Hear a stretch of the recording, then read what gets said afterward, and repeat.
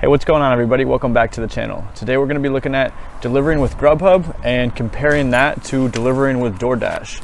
So I first started delivering with DoorDash in December of 2018, and more recently, about a month ago, I finally got accepted to GrubHub and started delivering with them.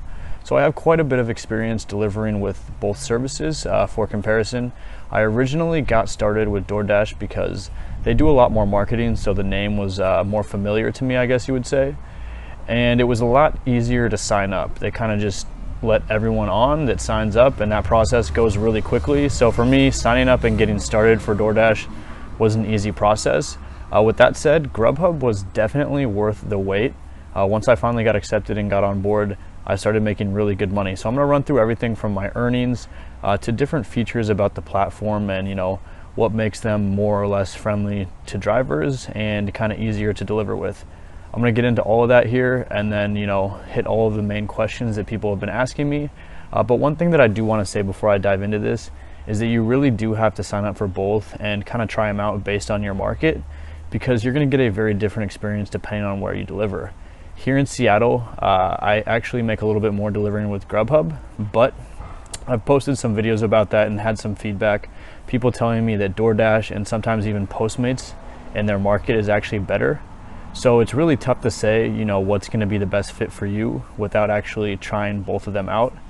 And you got to do that. You got to find that out for yourself. But in today's video, we're just going to cover everything about the platform that you're going to need to know when you're delivering for both, and which platform could be more favorable towards you as a driver. All right, so let's first take a look at my earnings delivering with DoorDash, and I'm going to pull up just a couple of examples. I do have some other videos on earnings that go into more detail, so feel free to check those out if you want to. But the first time that I was delivering with DoorDash, I made about $35 in an hour and a half. And the second example that I'm going to pull up, I made about 45 bucks in the same amount of time, which is pretty good money. But keep in mind that this is during the dinner time hour, and these are examples of some higher earnings that I've made, so it's not always that consistent.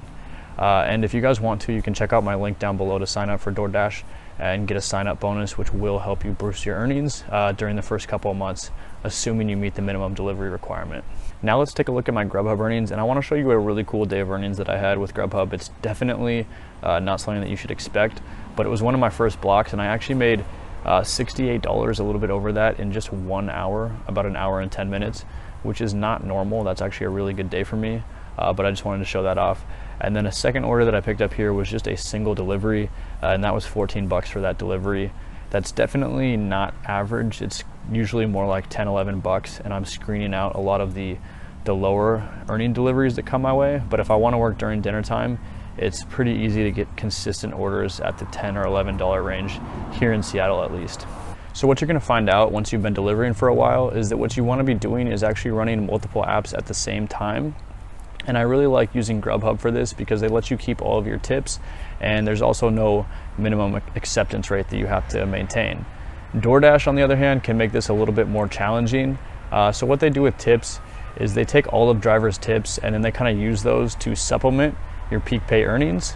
And you're only eligible for peak pay earnings if you maintain a minimum acceptance rate, which is usually above 85 or 80% of all of your orders during any given period of time, which makes running multiple apps really hard if you're trying to also get that peak pay. But what I will say is that if you want to run DoorDash as a multi-app platform in the middle of the day when there's no peak pay, it definitely still works for this. So even though GrubHub does not have a minimum acceptance rate, they do incentivize drivers to keep a higher acceptance rate on the platform, and they do this by offering drivers with higher acceptance rate access to more blocks and catering opportunities. And the way that it works is there's kind of different tiers of delivery drivers. So at the lowest tier, you can kind of have any acceptance rate, but when new blocks pop up in the app and there's an opportunity to schedule, you have to go after the higher tier delivery drivers. Unfortunately, with both of these apps, you're gonna have a hard time with customer service. GrubHub usually answers the phone after a while, but it's kind of hard to get their help on stuff. And if you need to cancel an order after you've accepted it, it is really hard to do with GrubHub. DoorDash customer service can also be really painful to deal with, but one of the things I will say is that DoorDash allows drivers to do quite a bit from within their app. So if you do need to cancel an order after you've accepted it, you can go ahead and do that in your app. just make sure that you're not doing it all the time, because this is a reason to get deactivated if you're dropping orders too often. The last thing that we're going to look at is the quality of the food delivery bags that are sent to you by both GrubHub and DoorDash. And as you can see here, the GrubHub bag is very, firm, durable, well built, and thick, well insulated. I really like using this bag, and if I had to pay for it myself, it would cost me at least like 30 bucks on Amazon. It's just a really nicely made bag, and they actually give you another bag other than the one that I have right here. It's the insulated pizza bag, which is way bigger, and it handles just about any size pizza box that is going to get thrown your way. DoorDash, on the other hand, gives you this bag, which does work. I believe it does insulate stuff, but even when you fully zip it, it's actually going to have like some heat coming out through the seams here that aren't fully enclosed, and it's just really a flimsier bag. So it's definitely nice to have that really well-made GrubHub bag at your disposal as a delivery driver. So that just about covers everything that I need to get into. Once again, you definitely got to check out both of these apps yourself, because they market differently in different areas, and each has brought on board a different amount of restaurants. So it really comes down to how many orders are going to come your way and what you're going to get paid out for those orders. And like I said, GrubHub has a very favorable structure with tips. But sometimes DoorDash just throws more orders your way. I always notice that I'm very busy with DoorDash. And so, it is a nice option to have at your disposal. And being on both apps is totally the way to go. So let me know what experience you've had delivering with both GrubHub and DoorDash right here.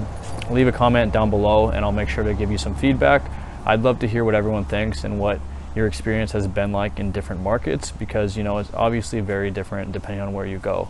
And if you enjoyed the video, go ahead and hit that like button and show me a little bit of love.